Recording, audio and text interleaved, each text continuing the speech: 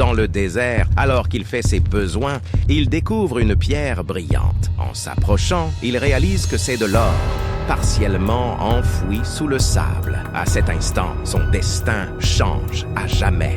Stéphane appelle Tobias et après avoir confirmé que c'est bien de l'or, ils sont fous de joie. Ils creusent frénétiquement, mais l'or semble profondément ancré dans la terre, impossible à bouger. La nuit tombe, les hurlements des chiens sauvages résonnent et ils allument un feu pour les repousser.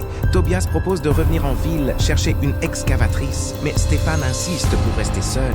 Tobias part à contre-cœur, laissant de l'eau et de la nourriture. Stéphane monte une tente et commence à rationner ses provisions. Quelques jours plus tard, la nourriture est presque épuisée. Soudain, Nadine apparaît, suspectant que Stéphane cache quelque chose et le suit. Dans un moment de panique, Stéphane la tue d'un coup de pelle et enterre son corps. L'odeur du sang attire les chiens. Il doit incinérer le corps. Il n'en peut plus. Tobias l'appelle. Il ne sera là que dans 3 jours. Une voiture approche, mais il choisit de rester caché, trop attaché à la mort.